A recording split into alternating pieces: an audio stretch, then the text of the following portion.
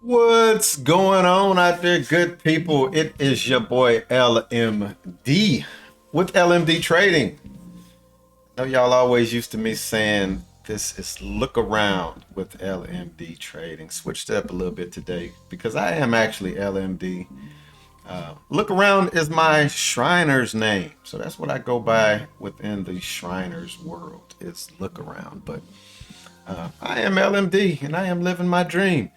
And today coming at you with what I think is the perfect PC for a day trader. I have been trading for over a year now, almost going on 2 years, but I still consider myself a new day trader. So my usual computer, my normal computer that I use when I am day trading, it kicked the bucket last week.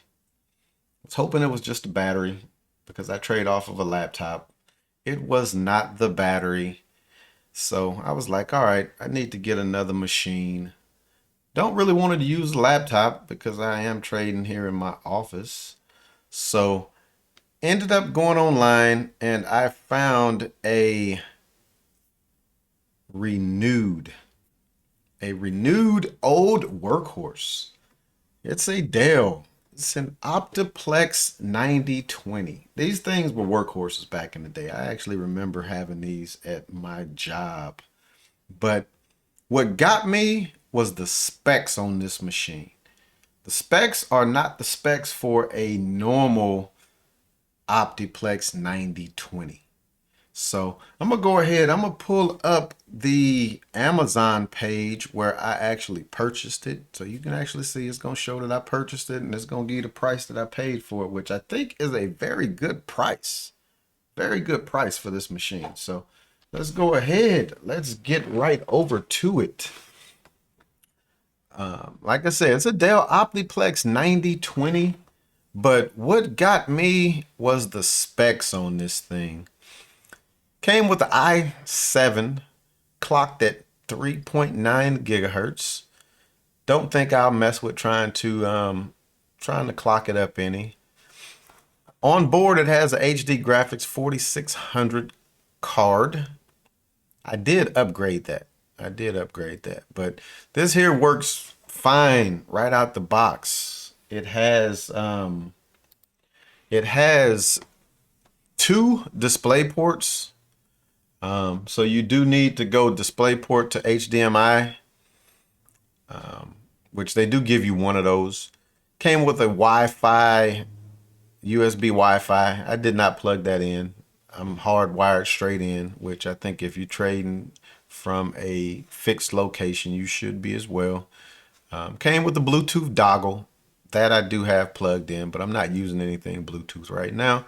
And then it came with Windows 10 Pro, which is good because a lot of times these things come with Windows 10 Home. So Pro gives you a little more features. On the case, on the front of it, it came with two 3.0 USB ports and two 2.0 USB ports. And then, of course, your audio plugs for a mic and headphones. On the back, it has the old style mouse and keyboard. Don't nobody really use that anymore. Display ports. So like I said, you can plug two HDMIs or two monitors in right off rip. And then if you need to go with a third one, you can get a USB to HDMI. When I first got this, I just plugged my docking station in because I had everything plugged into a docking station, and then I plugged docking station into my laptop. So that's how I ran it the first couple of days. And then I decided, I think since it's a PC, I just want to go traditional. So, and that's what made me end up upgrading the graphics card. If you're just trading, this graphics card is perfect. I, of course, because you're on my YouTube channel, I do YouTubing now. So I did want to kind of step that graphics card up. Hopefully I get a little better performance in OBS and also with my recording. So that was the reason why I bumped up and went on and invested in a graphics card. But on the back, it also includes two 3.0 USBs and then four additional 2.0s, your Ethernet and then audio. So right out the blocks, this thing has everything that you need it to do. And then on the back, right here, it has a X4 PCI slot and an X16 PCI slot. So I took advantage of the X16 PCI slot by going with a Quadro P1000 graphics card. And the reason I went with that graphics card is that did a little research online, did a little research on, of course, YouTube, and I saw that a lot of people were talking about that graphics card if you don't plan on doing gaming or 3D or anything like that. And I'm not a gamer. I don't really see myself doing any gaming. Only thing that I did anything close to gaming was using flight simulator.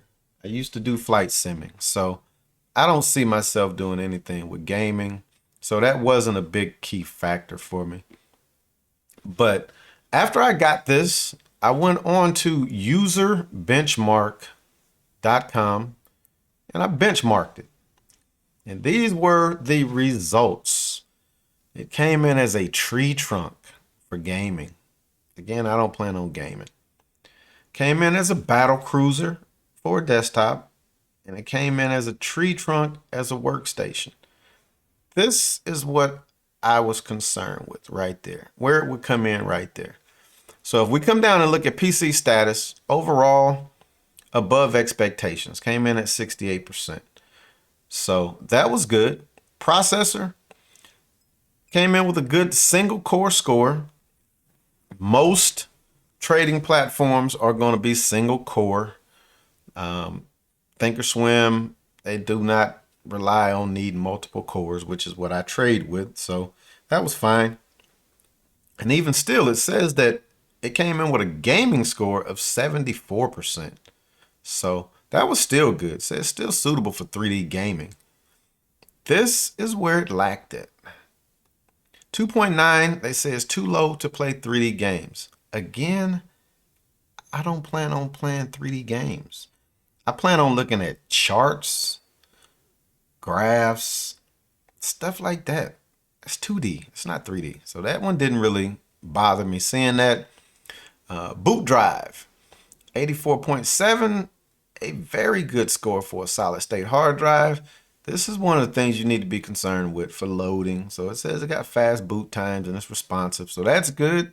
Memory, 32 gigs, more than enough for trading. More than enough for trading. This is if you're going to be needing to do other things like running OBS in the background while you running your trading software. So I wanted to make sure I kind of boosted that up, and it came boosted up. My previous setup, I think I was running 24, maybe 24. My mobile rig, it has 32 in there.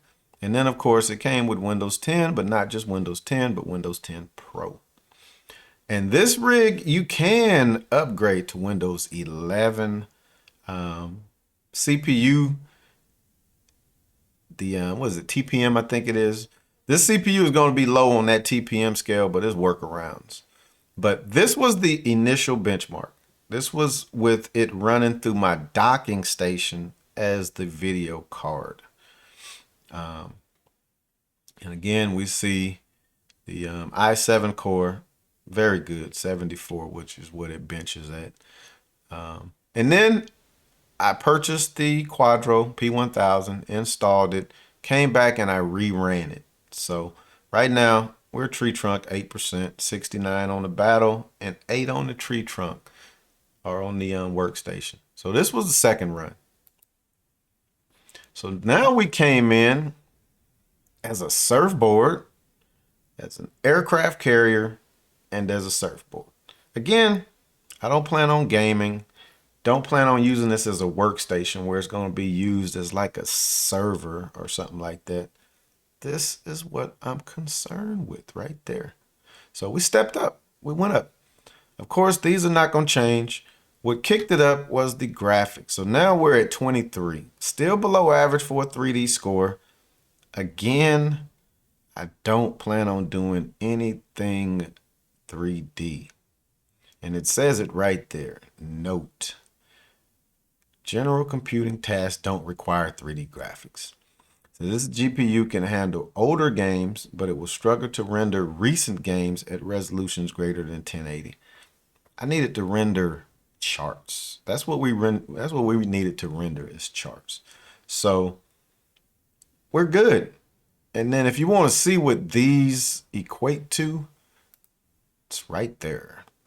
UFO is the highest that you can get. You're probably going to spend a few $1,000s on one of these computers. You're gonna spend some money. Below that, you have the nuclear submarine. Again, you're probably gonna be spending $400 or $500 just on the graphics cards to get into this arena up here.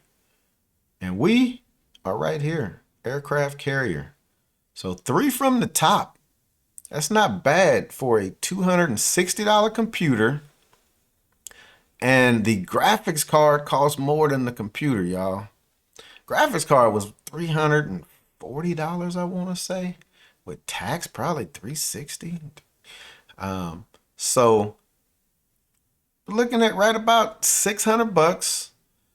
And the good thing about that graphics card is if I do decide to build me a computer, which I used to build computers back in the day. I got a full tower back there in my other room that I had thought about building one. And I probably will, but I just won't be in a rush to build it right now. So with this graphics card, it will be real easy for me to take it out of this computer and put it in another computer along with the solid state hard drive. Now the RAM, I would have to buy a new RAM, but that's the good thing with that graphics card.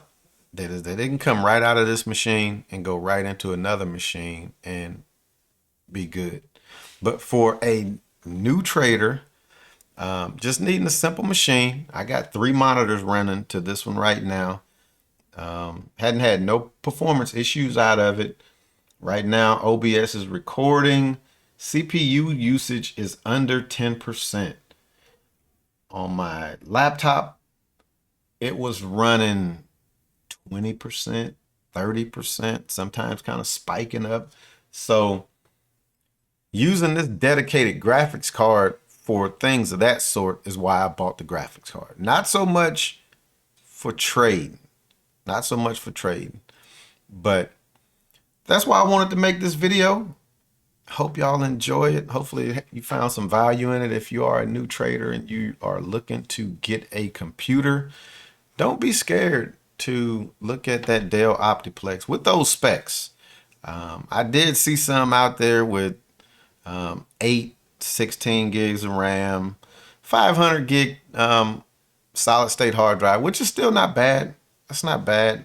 I don't plan on putting anything on this machine other than what I need to trade with and what I need to make videos with. So I don't need a bunch of hard drive space. And as I make videos, I'm usually deleting them right off. And I'm a one and done type dude. I don't do no post production. What you see is coming straight out of OBS and it's going straight into YouTube. I might get into doing a little post production down the road, but right now, not looking at doing it. So, looking forward to trading on this next week. I won't be able to get any trades in on it Monday because I will be traveling. So I hope to get some trades in Monday. Probably won't be right at market open, but hope to get a few trades in. If the market presents itself to offer some trades. Right now, the market is looking crazy. And before we end this, I am going to I'm gonna pull up. I think or swim real quick. Let's take a look at the SPY, and then we're going to get out of here. Give me 1 sec. All right. We are back. Just wanted to make sure I was going to hit the right button. But let me change this over to the SPY real quick. We'll look at the SPY real quick, and then we're going to get out of here. This is a SPY. This is what I use when I'm looking for ideas in the morning. 2 minute, 5, hourly, 12, 1 day. Longer time frames, shorter time frames. Need to be looking at it at multiple time frames. But looking at the SPY, we're going to look at this area right here on the 5 real quick. This line right here has been holding support up for the past maybe month. I would say maybe the last month. Where are we at? Let's see. Let me find it on the, yep, so it's right here on the 12 hour. So going back to July, been holding up the market, and it came up and it came back down. Actually, no, I am on the wrong one. I'm sorry. Right here. So yeah, going back to the first of the month, holding the market up. Came down, held the market up again. Yes, or Friday, it came down and it tested it. And it tested it right there. Then it finally broke, and then it used it. So now the floor became the ceiling. I bought a put in my Webull account when I saw this and made some good money on it. Actually, I got in right around, where did I get in? Yeah, right around there. Am I looking at, yeah, it's right there. And then we see it just broke down. But when it broke that area, we had another area marked on the chart. It came down and it tried to test that area right there. If you look on the 5 minute, and then it broke that area. And then after hours, it just continued down. So the market is heavy right now. Look at the volume on those 2 candles as opposed to what the volume has been going back all the way to July. Hadn't seen volume like that since July, since over here. So we might see the market come all the way back down to 400 Monday. That's the next area where it can catch a little bit of support at. It's 400. So I'm hoping to find some good ideas, either to the short side, or if something is bucking the trend, or if the market is going to find a reason to bounce. But right now, the market is not really looking too strong. So let's see what we come out to see on Monday. Let's look at the Qs real quick. They're gonna probably be on that same page. Yep. I don't have a line there. Let's drop a line right there. That was the close. Right where I dropped that line at is right where that red line is. That red was the close. This chart has after hours and pre-market turned on, so that's why it's kept coming down. But let's look at where the next level is. What's the next level on the Qs? You might find a little intermediate right there. Right there. So the Qs is looking a little worse for weary. And that's why I like the 12 hour. 12 hour, you can find those areas, those intermediate areas. Whereas if you're looking on the daily, it may not show you some of those little areas there, because as you go down in time frame, you get those little micro moves. So I like to look at those moves on the 12 hour, and that's what I'll use to find my key areas, is the 12 hour chart. But I'm gonna go ahead and wrap this one up. We're gonna be back at it again tomorrow. Peace.